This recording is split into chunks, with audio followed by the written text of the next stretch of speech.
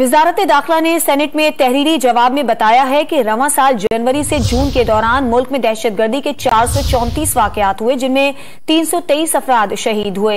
एक और सवाल पर वजारत दाखिला ने बताया कि नादरा में 1000 से ज्यादा मुलाजमीन का ताल्लुक मुसल्लह अफवाद से है। इस पर बात करेंगे डॉन न्यूज के नुमाइंदे नादिर गोरामानी से। नादिर, बताइएगा और क्या कुछ बताया गया है? जी नादिर।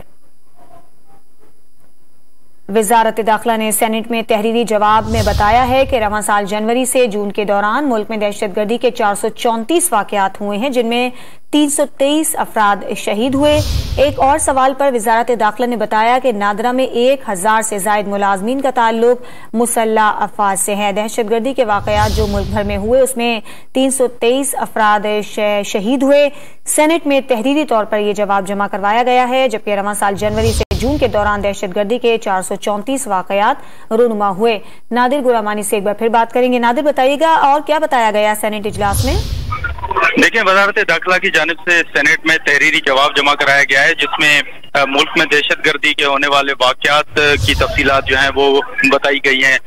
इस तहरीरी जवाब में ये बताया गया है कि नेक्टा तहरीक तालिबान पाकिस्तान के साथ किसी अमन मुआहदे के होने या उसकी मनसूखी का राजदार नहीं है, और इस हवाले से आए हैं उस हवाले से बताया गया है कि जनवरी से जून के दौरान मुल्क में दहशतगर्दी के 434 वाकयात पेश आए। दहशतगर्द के हमलों में 323 अफराद शहीद हुए, उनमें 188 सिक्योरिटी फोर्सेस के और 135 जो है वो सिविलियन शामिल थे। इस हवाले से जो ब्रेकअप दिया गया है इस तफसीलात में, उसमें यह बताया गया है कि खैबर पख्तूनख्वा में 247 दहशतगर्दी के वाकयात पेश आए, बलूचिस्तान में 171, सिंध में दहशतगर्दी के 12 वाकयात जो है वो पेश आए, जबकि पंजाब में 1 वाकया जो है वो पेश आया। और इसी तरह वफाकी दारुल हुकूमत इस्लामाबाद में दहशतगर्दी के 3 वाकयात पेश आए, जिसमें 2 अफराद शहीद और 4 जो हैं वो जख्मी हुए।